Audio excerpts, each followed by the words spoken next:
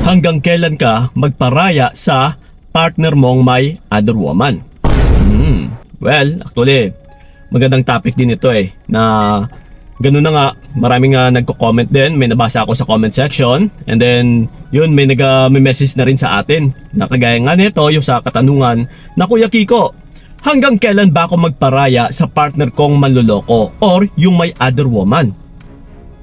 Well, kagaya din sa content natin nakaraan, yung about sa kapag may other woman yung mga partner ninyong lalaki, ano ba yung dapat ninyong gagawin? Which is, yung tinuro natin ay magparaya ka. Okay? Pero ito ngayon yung katanungan, hanggang kailan, Kuya Kiko? Ito mga utola, kung nagparaya ka, magiging useless po kung sa maling pamamaraan yung pagtanggap mo sa partner mo. Kasi may mga ilang lalaki na kung magpaparaya ka is hindi pumapayag. Okay? Na or di kaya isang kumakapit, bumabalik ba pa rin sa'yo or nagpaparamdam pa rin sa'yo. So mas lalo kang maguguluhan. Pero ito ngayon, ang pinakasusi pa rin syempre is nasa sayo na babae, na kailangan magdesisyon ka. At saka kailangan is firm yung desisyon mo, buong buo. Ha?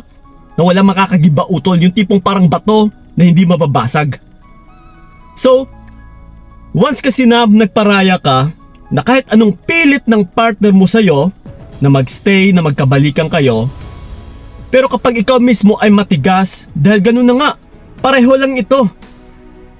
Hana, humingi ka sa kanya ng another chance, na magkabalikan kayo na para magkaayos yung relationship ninyo, na iiwan niya na yung other woman niya, pero wala di ba? So kailangan mo rin siyang pahirapan. Ang pinaka-keyword natin dito ay kailangan humingi talaga siya ng pasensya or sorry sa'yo. Pareho lang ito utol sa no contact rule at saka sa radio silence, na kailangan talaga ay makarinig ka ng salita na humingi siya ng sorry, yes, or humingi siya ng pasensya or patawad sa'yo. Pero ito, take note, huwag naman agad-agad na tatanggapin mo na lang siya kaagad-agad na parang walang nangyari. Kailangan bigyan mo pa rin ng value yung sarili mo. Hindi naman pwede na sa isang sorry lang is lumambot ka na kaagad. Hanggang dyan na ba yung value mo? Diba? So kailangan mong magmatigas utol. Ipakita mo sa kanya na hindi ka basta-basta ganunin na lang, or ipakita mo rin sa kanya na kailangan niya rin paghirapan yung mga pinaggagawa niya sa'yo. Kasi kung ganun ka lang din niya kadali makuha ulit, ay ganun ka lang din niya kadali lokohin ulit. Okay, tandaan nyo yung salita na yan. Pero kapag ganito ka rin kahirap niya kunin ulit, ay next time utol, posible po na hindi niya na uulitin. Dahil mapapaisip yung partner mo na, uy, ganito pala kahirap bumalik sa kanya once na nagloko ako.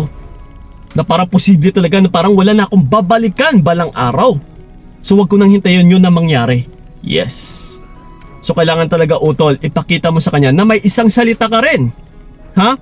Paulit-ulit ko pong sinasabi na ipakita ninyo sa mga partner ninyo na wala kayong takot. And then pasundan ninyo ng paninindigan. Ha? Yan po yung pinaka-importante sa lahat. Kasi kung hanggang salita ka lang, wala kang paninindigan, after ilang days, ilang araw, ilang months, ikaw pa itong nangangamusta, ikaw pa itong humingi ng sorry sa kanya, wala. Mas lalo ka lang papahirapan ng partner mo. At saka ikaw na rin mismo, mas lalo ka rin mahihirapan.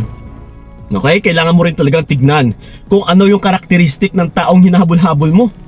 Ng taong kailangan mo pa bang tanggapin ulit. Kailangan mo tignan utol kasi dyan din nakasalala yung pang-araw-araw na penitensya mo. Dahil kapag siya po ay isang manluloko, talagang magtitiis ka dyan. Talagang magkukonsumisyon ka lang dyan. Dahil yung taong tinatanggap mo ng paulit-ulit ay ganyan na po yung karakteristik niya. Pagkatao niya na kumbaga. So mahihirapan ka lang talaga araw-araw once na nagstay ka pa sa taong yan. Okay? Think wisely utol. Kailangan mo pag-isipan ng maayos kung tatanggapin mo pa ba siya or hindi. Hindi porket humingi siya ng sorry dahil nagparaya ka is tatanggapin mo na siya kaagad. Kailangan mo muna siyang pahirapan. Tignan mo kung gaano siya kasinsir bumalik sa'yo. Okay? So yun po mga utol sanay nakatulong talaga yung video na ito. So yun po, maraming salamat. So ingat kayo, God bless and babush! Hanggang dito na lamang kung nakayanan ko, nakawakan ang naranasan ko, bibitawan para malaman mo anong sayang na pinaglaban ko para lamang di